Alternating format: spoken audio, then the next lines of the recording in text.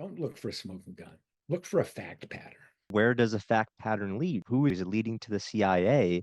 What I reported last month and which was revealed on March 18th with the declassification of one of the documents, was that James Angleton, the chief of counterintelligence for the CIA in 1963, had lied to congressional investigators in 1978 about what he knew about Oswald before the assassination. By November 15th, 1963, James Angleton, one of the top 3 guys at the CIA, had a 190-page dossier on Oswald in his office.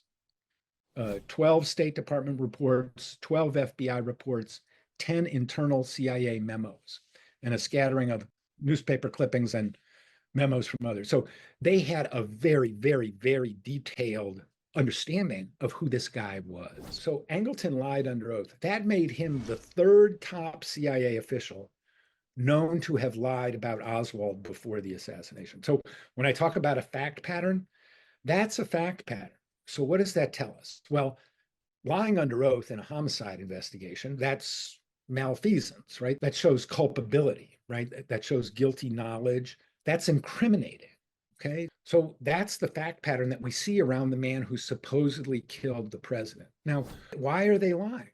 The defense is, well, they were just watching him, but they weren't really running an operation involving him, right? There's nothing in the file that says we're running an operation involving this guy. Now, one point is you would never put that kind of information into a CIA file, and CIA officers know not to do that. Hey everybody, I wanted to call your attention to one surefire way to deepen your knowledge of the assassination of President Kennedy.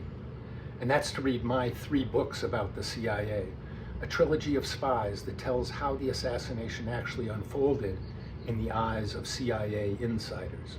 You see, my work on JFK's assassination is rooted not in the literature of conspiracy, but in the history of CIA operations. And that makes all the difference when it comes to understanding the events that culminated on November 22nd, 1963.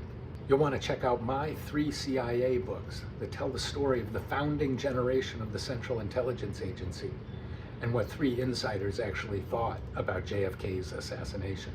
Meet charismatic Station Chief Winston Scott as he surveils Lee Harvey Oswald 6 weeks before Dallas. Meet urbane CIA Director Richard Helms as he fends off President Richard Nixon's attempts to blackmail him over JFK's assassination. Meet James Angleton, the ingenious, paranoid, and sinister counterintelligence chief who had controlled the agency's file on Oswald since 1959. In these books, you'll see the real historical foundation of the events that led to President Kennedy's assassination, and you'll understand this event in a much deeper way. Check out my books at jeffersonmorleybooks.com. You can buy all of these books there, as well as my other nonfiction book, Snowstorm in August. So check out the Trilogy of Spies.